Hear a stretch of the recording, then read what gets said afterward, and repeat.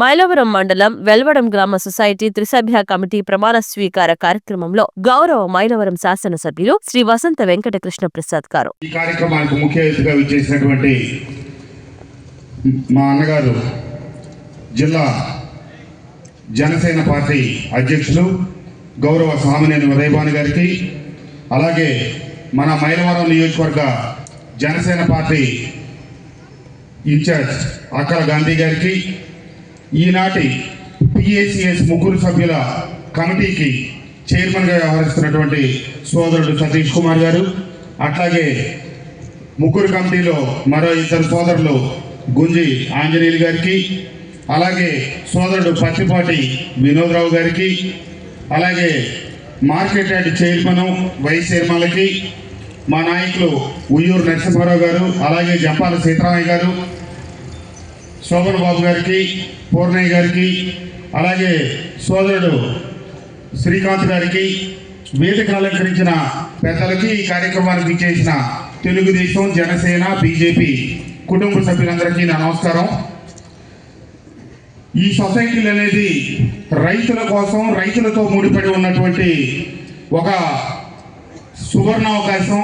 చైర్మన్గా ఎన్నిక కావటం, కమిటీ సభ్యులుగా ఉండటం, మైలవరంలో ఉన్నటువంటి 28 సొసైటీల్లో కొన్ని ఆర్థికంగా నిలదొక్కుని, కొన్ని నిలదొక్కుంటా ఉన్నాయి, కొన్ని ఆర్థికంగా స్థిరంగా ఉన్నాయి. స్థిరంగా ఉన్న సొసైటీల్లో ఈ వెల్వడం సొసైటీ ఒకటి. గతంలో ఉత్తమ సొసైటీగా ఎన్నిక కాబడిన సొసైటీ. అట్లాంటి సొసైటీ మీ ముగ్గురు కమిటీ చేతుల్లోకి వస్తూ ఉంది. మీ ప్రధాన కర్తవ్యమైనటువంటి రైతన్నలకి సకాలంలో లోన్లు ఇవ్వటం కావచ్చు, ఎరువుల పంపిణీ కావచ్చు, పురుగు మందుల పంపిణీ కావచ్చు, ఇత్యాది విషయాల్లో రైతులందరికీ తలలో నాలుగుగా ఉంటారు. రైతుకు కులం లేదు, రైతుకు మతం లేదు, రైతుకు పార్టీ లేదు. ఎన్నికలప్పుడే ఈ విషయాలన్నీ, మిగిలినప్పుడు అందరూ అన్నదమ్ములుగా కలిసి సోదర భావంతో కలిసి పనిచేయాల్సిన అవసరం ఉంది. తప్పకుండా దీని చరిత్రలో మైలవరం నియోజకవర్గంలో అప్పులు లేని సొసైటీలు ఉన్నాయి తప్పితే నిల్వలు చేసుకున్న సొసైటీలు ఏమైనా ఉన్నాయంటే ఈ వెల్వడం సొసైటీయే. 9 కోట్ల పైసలకు ఈ సొసైటీకి డిపాజిట్ల రూపాయన డబ్బు ఉన్నాయి. కాబట్టి ఈ 9.5 కోట్లు 12 కోట్లు అయ్యేటట్టు రైతన్నలకి సకాలంలో మనం కనుక రుణాలు ఇవ్వకపోతే వాళ్ళు ప్రైవేటు వడ్డీల మీద డిపెండ్ అయ్యి ఆర్థికంగా నష్టపోయే అవకాశం ఉంది. కాబట్టి మీరు పూర్తిగా అనుసంధానం చేసుకోవాలి. మీకు ఏ సమస్యలున్నా శాసనసభ మా కార్యాలయానికి సంప్రదిస్తే తక్షణం మీ సమస్యలు పరిష్కారం అవుతాయని చెప్పి తెలియజేస్తూ, ఈ గ్రామంలో చాలా భిన్నమైన గ్రామం వెల్వడం మైలవరం నియోజకవర్గంలో. ఆ రకంగా పోలిస్తే ఈ రాష్ట్రంలో కూడా భిన్నమైన గ్రామం వెల్వడం గ్రామం. ఎందుకంటే ప్రవాసీలు ఎక్కువగా ఉన్న గ్రామం. ఇక్కడ నుంచి సుదీర ప్రాంతాలకు వెళ్ళి ఎన్నో విజయాలు సాధించిన వాళ్ళు ఈ వెల్వడం గ్రామంలో ఉన్నారు. కులాలకు అతీతంగా ఉన్నారు.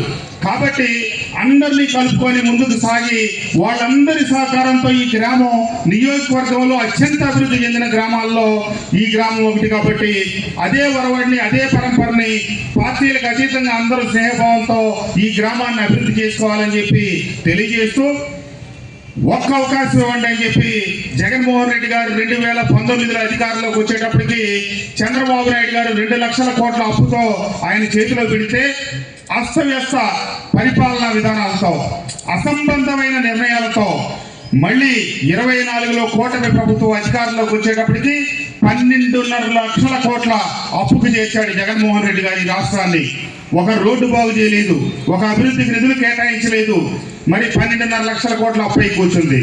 కానీ ఈ కూటమి ప్రభుత్వం అధికారంలోకి వచ్చిన మొదలు నుంచి నరేంద్ర మోడీ గారి ఆశీస్సులతో, పవన్ కళ్యాణ్ గారి సహకారంతో, చంద్రబాబు నాయుడు గారి అన్ని వ్యవస్థల్ని ఘాటన పెట్టి రాష్ట్రంలో ఉన్న కాంట్రాక్టర్లకి దాదాపుగా 1,00,000 కోట్ల రూపాయలు అప్పులు పెట్టేటప్పటికి ఏ కాంట్రాక్టరు ఏ పని చేయడానికి సిద్ధంగా లేడు. కానీ అప్పులన్నీ తీర్చి వాళ్ళకి ఇవ్వాల్సిన బిల్లులు చెల్లిస్తా ఒక్కొక్క పనులు ప్రారంభిస్తా ఉన్నాం. ఉదాహరణ ఈ రోజే 6 కోట్ల రూపాయలతో ముందు 7.5 కోట్లతో టెండర్లు పిలిస్తే రకరకాల కారణాలతో టెండర్లు రద్దయ్యి మళ్ళా అత్యవసర పనుల కింద 6 కోట్ల రూపాయలు కేటాయించి మైలవరం నుంచి మన చంద్రాల చెరువు దగ్గర ఉన్న రోడ్డు మీద కల్వర్స్ వరకు మొదటి దశలో ఇప్పుడు టెండర్ల ప్రాసెస్ రేపటితో పూర్తవుతుంది. టెండర్లు వేయాల్సి వాళ్ళు వేశారు. ఇక ఓపెన్ చేసి వచ్చే 10 రోజుల్లో పనులు ప్రారంభించి నెల రోజుల లోపల తారు రోడ్డు పూర్తి చేయాలని చెప్పి అధికారులు నిబంధన పెట్టారు. కాబట్టి సెప్టెంబర్ ఆఖరి లోపల ఈ రోడ్డు నిర్మాణం పూర్తవుతుంది. మళ్ళీ అక్కడి నుంచి 7 కోట్ల రూపాయలకి పైకి ప్రతిపాదనలు పంపించాను. అక్కడి నుంచి మన మైలవరం నియోజకవర్గం చివరి దాకా. అట్లాగే కందులపాడు నుంచి విస్తన్నపేట దాకా వెళ్లాల్సిన వివి రోడ్డుకి 60 కోట్లు కావాలి. కానీ మొదట అత్యంత ఇబ్బందికరంగా ఉన్న కందులపాడు నుంచి ఇక్కడ గణపవరం అడ్రోడ్డు దాకా 6 కోట్లతో ప్రతిపాదనలు పంపించాం.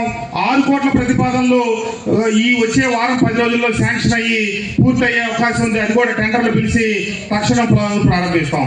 ఈ రకంగా కూటమి ప్రభుత్వం అధికారంలోకి వచ్చిన ఈ సంవత్సర కాలంలో వ్యవస్థలను ఘాటన పెడుతూ సంక్షేమ పథకాలు ఏవైతే చెప్పామో సూపర్ 6 పథకాలు ఒక్కొక్కటి దేశల వారీగా అమలు చేస్తా ఉన్నారు. ఈ రాష్ట్రం ఎంత ఆర్థిక ఇబ్బందుల్లో ఉందంటే ఒక పక్క ఆర్థిక ఇబ్బందులు ఉన్నప్పటికీ సంక్షేమ పథకాలు ఇచ్చిన మాట మేరకు ముందుకు తీసుకెళ్తా ఉన్నాం. ప్రతి నెల 1వ తారీఖున 4,000 పెన్షన్ ఇస్తామంటే ఈ రాష్ట్రంలో ఉన్నటువంటి అవ్వాతాతలకి వికలాంగులకి ఇచ్చే పెన్షన్లు 4,200 కోట్ల రూపాయలు. అలాగే తల్లికి వందనం కింద చదువుకునే బిడ్డలు ఆ తల్లులకి కుటుంబానికి భారం కాకూడదని కూటమి ప్రభుత్వం ఇచ్చిన హామీ మేరకు ఒక్కరోజు అమలు చేస్తే అయిన ఖర్చు 9,500 కోట్లు. అలాగే రైతన్నులకు అండగా ఉండటానికి గత ప్రభుత్వం 13,500 రూపాయలు ఇస్తే ఈ ప్రభుత్వం 20,000 ఇస్తాం, 3 విడతల్లో ఇస్తామంటే మొన్నే పిఎం కిసాన్ నుంచి నరేంద్ర మోడీ గారు మీట నొక్కితే 2,000 రూపాయలు పడితే రాష్ట్ర ముఖ్యమంత్రి గారు 5,000 కలిపి 7,000 రూపాయలు రైతులకు జమ చేయటం అయింది. అట్లాగే అక్క చెల్లెమ్మలకి ఉచిత బస్సు ప్రయాణం ఇస్తామని చెప్పి ఆగస్టు 15 నుంచి ప్రారంభిస్తే సాలీనా సంవత్సరానికి అయ్యే ఖర్చు 2,000 కోట్ల రూపాయలు.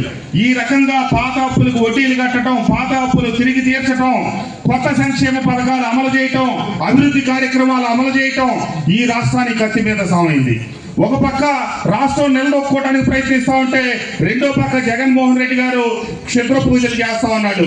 సకాలంలో వర్షాలు పడకూడదు, పడితే అధిక వర్షాలు పడి పోడవాలి, లేకపోతే పడకుండా ఈ రాష్ట్రం దుర్భిక్ష పరిస్థితుల్లోకి వెళ్ళాలి, ఎక్కడన్నా అప్పులు పుట్టేదంటే పుట్టకుండా చూడాలి, లేకపోతే రాష్ట్రాన్ని అపాసుపాలు చేయాలి, పరిశ్రమాధిపతుల్ని ఇబ్బంది పెట్టాలి, ఈ రాష్ట్రంలో పరిశ్రమలు రాకుండా చూడాలి, నిరుద్యోగ యువతకు ఉద్యోగాలు రాకుండా చూడాలి. ఈ రకమైనటువంటి ప్రయత్నాలు చేసి ఈ రాష్ట్ర ప్రతిష్టను దెబ్బతీయాలని చెప్పి ప్రయత్నిస్తా ఉంటే ఆ ముగ్గురు మహానుభావుల కలయికలో రాష్ట్రానికి పరిశ్రమలు వస్తా ఉన్నాయి, రాష్ట్రానికి సొంత ఆదాయం పెంచుకుంటా ఉన్నారు, అప్పులు తగ్గిస్తా ఉన్నారు, సంక్షేమ పథకాలు ఇస్తున్నారు, అభివృద్ధిని ముందుకు తీసుకెళ్తా ఉన్నారు. కాబట్టి తప్పకుండా పవన్ కళ్యాణ్ గారు చెప్పిన మాట ఇందాక గాంధీ గారు చెప్పారు, ఖచ్చితంగా ఈ కూటమి సర్కారు 2 దశాబ్దాలు ఈ రాష్ట్రాల్లో ఉంటే ఒకనాడు అక్షర క్రమంలో భారతదేశంలో ఆంధ్రప్రదేశ్ ముందుంటే ఈ రోజు జగన్మోహన్ రెడ్డి గారు 5 ఏళ్ల పాలన తర్వాత చివరి దశకు చేరిన దాన్ని మళ్ళీ ముందుకు తీసుకెళ్తా ఉన్నారు. తప్పకుండా, ఎందుకంటే మనం కూటమి కలిసి ఉంటే జరిగేది ఏంటంటే 2019 ఎన్నికల్లో నేను అటుపక్క ఉన్నప్పుడు ఈ గ్రామంలో 1,004 ఓట్ల మెజార్టీ నాకు అటు వచ్చింది. కానీ కూటమి నేను కొన్ని పరిస్థితుల్లో తెలుగుదేశంలోకి వచ్చి కూటమి తరఫున పోటీ చేస్తే ఈ గ్రామంలో మళ్ళీ 86 ఓట్లు 87 ఓట్లు మెజార్టీ వచ్చింది. కాబట్టి కూటమితోనే ఈ గ్రామంలో మెజార్టీ సాధ్యపడింది తప్పితే వేరేది కాదు.